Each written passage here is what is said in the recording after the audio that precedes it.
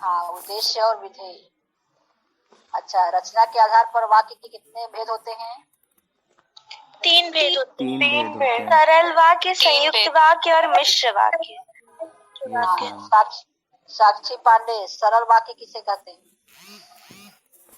Ma'am, जिस क्रिया में एक उद्देश्य तथा एक विधेय हो और एक कर्ता हो, उसे सरल वाक्य कहते हैं।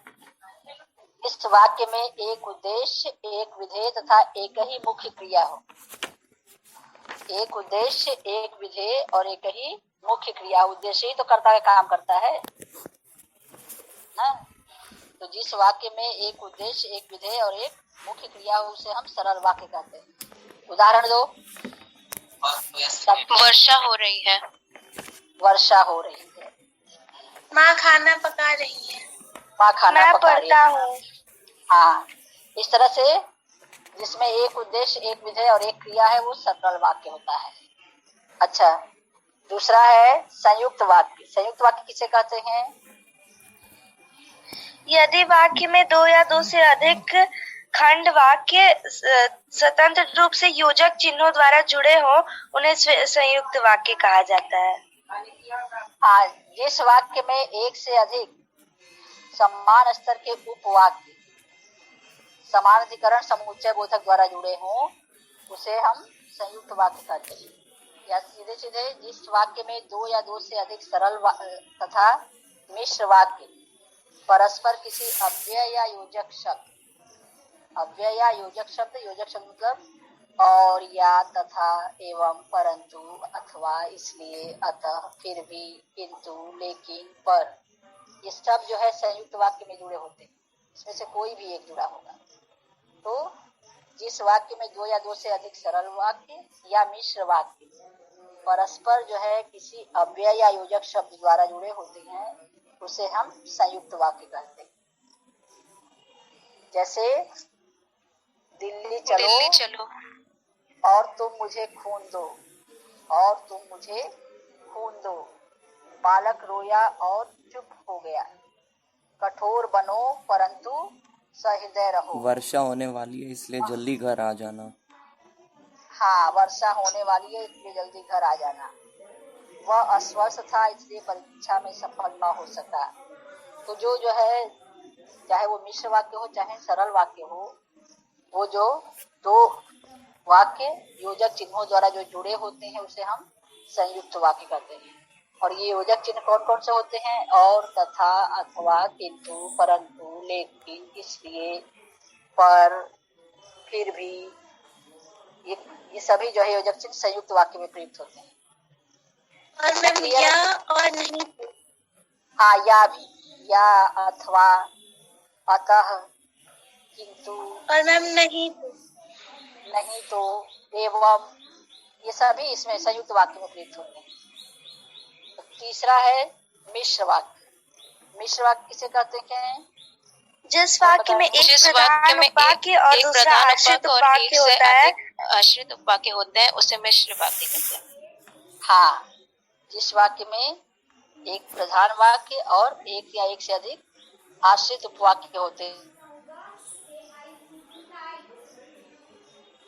इस तरह से मिश्र वाक्य में भी एक अधिक है जो व्यधिकरण समुच्चय बोधकों द्वारा इस प्रकार जुड़े होते हैं कि उनमें एक वाक्य स्वतंत्र होता है जिसे प्रधान उपवाक्य कहा जाता है, और शेष उपवाक्य जो है उस पर आश्रित होते हैं जिन्हें हम आश्रित उपवाक्य कहते हैं। जैसे आज वह खेलने नहीं जाएगा क्योंकि उसकी तबीयत ठीक नहीं है। क्योंकि क्या है? व्यधिकरण अव्यय है। व्यधिकरण और समानाधिकरण अव्यय क्या है? ये 2 उपवाक्यों को जोड़ने का काम करते हैं। व्यधिकरण अव्यय और समानाधिकरण अव्यय जो है 2 उपवाक्यों को जोड़ने का कार्य करते हैं। 2 वाक्यों या उपवाक्यों को जोड़ने का जो काम करते हैं वो व्यधिकरण या समानाधिकरण अव्यय कहलाते हैं। तो समानाधिकरण में क्या होता है? और होता है, और, तथा, किंतु, परंतु, इसलिए, ये सब समानाधिकरण है। और व्यधिकरण में क्योंकि, कि, जो, जिसका, जब, तब, जहां, तहां, यहाँ, जिसका, ये सब क्या है? व्यधिकरण अव्यय।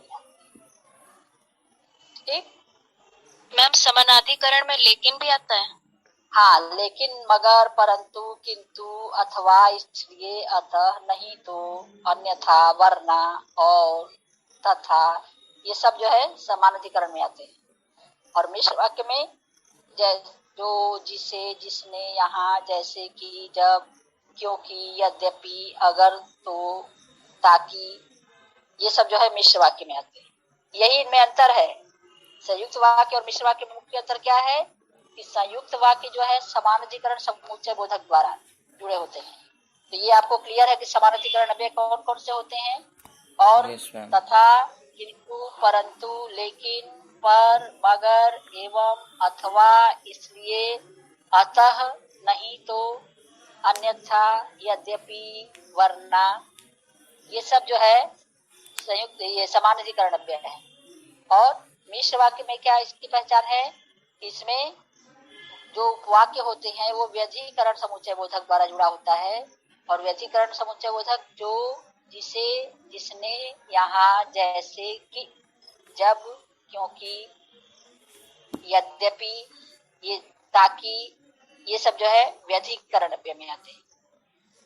अब उदाहरण देख लीजिए। और ये भी ध्यान में रखना है कि मिश्र वाक्य में आश्रित जो वाक्य होता है वो वाक्य के प्रारंभ में या बीच में या अंत में कहीं भी आ सकता है।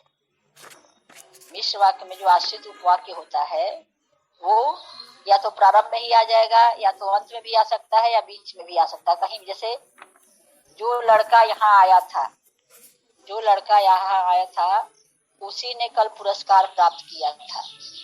तो जो लड़का, यहाँ पे ये आश्रित उपवाक्य जो है पहले ही आ गया, जो लड़का, मतलब जो, जिसे, जिसने, जिससे जुड़ा होता है।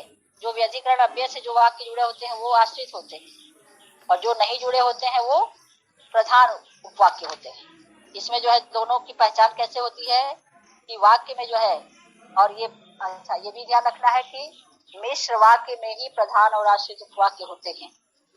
मिश्र वाक्य में ही प्रधान और आश्रित उपवाक्य होते हैं। और इसकी पहचान हम कैसे करते हैं, कौन सा वाक्य प्रधान है, कौन सा आश्रित है। तो वाक्य में प्रधान उपवाक्य की क्रिया जो है मुख्य होती है। प्रधान उपवाक्य की क्रिया मुख्य होती है। प्रधान उपवाक्य पूरी तरह से अर्थ स्पष्ट करता है। और प्रधान उपवाक्य में पूर्व के पहले जो है कोई योजक का प्रयोग नहीं होता है। जैसे जो भी योजक, जो, जिसे, जितने हैं वो आश्रित उपवाक्य के पहले ही जुड़े होते हैं, प्रधान उपवाक्य के पहले या नहीं जुड़े होते हैं। तो ये इसकी पहचान है। जैसे मेरे जीवन का उद्देश्य है कि मैं डॉक्टर बनूं। मेरे जीवन का उद्देश्य है कि मैं डॉक्टर बनूं। तो अब इसको जो है हम सरल वाक्य इसका बनाएंगे तो सरल वाक्य में क्या होगा, डॉक्टर बनना मेरे जीवन का उद्देश्य है। डॉक्टर बनना मेरे जीवन का उद्देश्य है। ये क्या है, क्रिया अंत में आ रही है। तो ये क्या है, ये प्रधान उपवाक्य है। और ऐसे सरल शब्दों में कि मेरे जीवन का उद्देश्य है कि मैं डॉक्टर बनूं। तो मैं डॉक्टर बनूं किससे जुड़ा है, की से जुड़ा है, तो ये आश्रित है। और मेरे जीवन का उद्देश्य है, ये क्या है, प्रधान उपवाक्य है। तो जो योजक चिन्हों द्वारा जुड़ा होता है वो आश्रित होता है। और ये योजक चिन्ह कहीं भी बीच में भी आ सकता है, पहले भी आ सकता है और अंत में भी आ सकता है। जैसे उदाहरण द्वारा समझिए।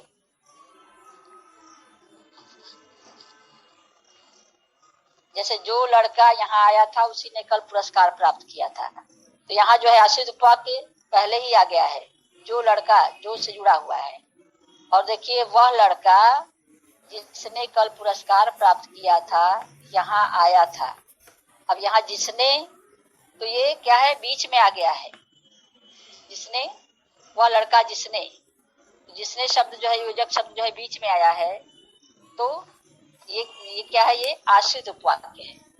और वह लड़का यहाँ आया था जिसने कल पुरस्कार प्राप्त किया। यहाँ देखिए जिसने कल पुरस्कार प्राप्त किया, ये बीच में आ गया, अरे अंत में आया है। वह लड़का यहाँ आया था, ये प्रधान हो गया। और जिसने कल पुरस्कार प्राप्त किया था, ये बीच में अंत में आ गया, तो ये आश्रित हो गया।